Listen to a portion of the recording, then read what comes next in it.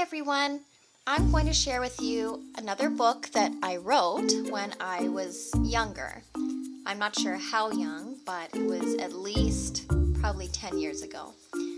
It's called Home at Last by me, Katie.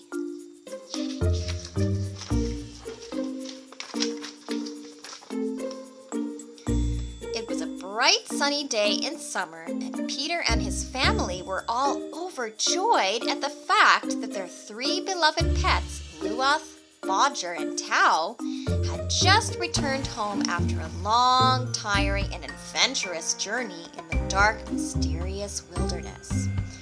So far, the summer had been challenging, enjoyable, and very frightening for some people. Especially for John Longbridge, for he had not known for the longest time that the animals had been missing. That day, after the hunters had welcomed the animals in triumph and the last slice of birthday cake had been eaten, everyone, including the animals, went inside the little house for a rest, for it had been a long, surprising day full of wonders. After a few hours of resting, Tau opened one sleepy eye and looked around the room. He was going to get up, but Luath and Bodger were still fast asleep and Tau was still tired, so he went back to sleep. Just then, a large broomstick fell from behind Tau, and with a loud meow, Tau was knocked unconscious. Just then, a burst of light and color appeared and Tau went flying off into space.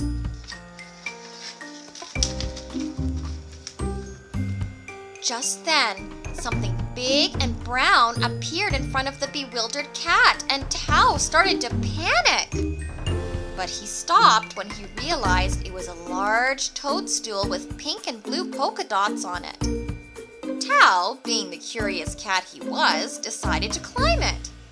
Up pounced Tau, but as he jumped on it, the toadstool flew up and Tau went flying. Meow! Yelped Tau.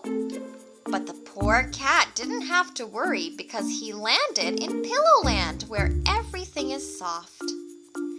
This is wonderful, thought Tau, who loved to take cat naps in comfortable places.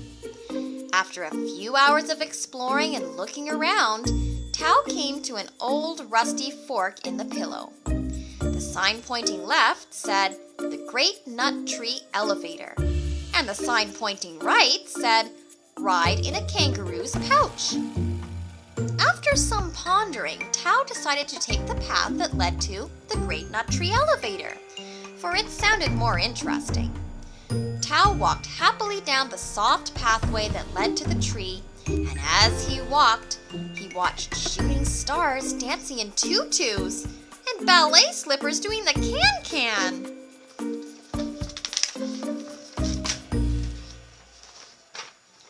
Finally, Tau reached the tree. It was the most spectacular sight he'd ever seen. It was so tall it touched the sky, and there were slides and ropes and all sorts of doors with moons on them. Then there were a bunch of doors with suns on them. It didn't make any difference to Tau which door he chose, so the cat walked to a door with a moon on it and the word "Sink" written across the top. At the bottom of the door was a sentence saying, "Say goodbye." Tau knew what that meant. It meant he was going to have to say goodbye to this place of wonders. Tau jumped at the door and it easily swung open. Tau hesitated when he saw a hole right behind the doorway, though, and he wasn't about to take the door, because when he got to this fantasy world, Tau had forgotten all about his family. Tau started to turn away from the door when he heard Elizabeth's voice calling to him. Very slowly, Tau started to remember his owner, whom he loved very, very much. Just then, Tau heard Elizabeth crying. Tau was so upset that a small tear trickled down his face. He knew that if he wanted to be with Elizabeth, he was going to have to jump. Tau started to count very slowly to 10 in his head. Finally, he reached 10 and took a giant step forward and leapt into the air towards the hole. Tao was falling into the blackness. Suddenly, he reached ground and woke up. There was Tao lying in the family room with his whole entire family crowded around him. It had all been a dream. The toadstool, the great tree, everything. But there was definitely no place like home, and especially if the people you love are there with you.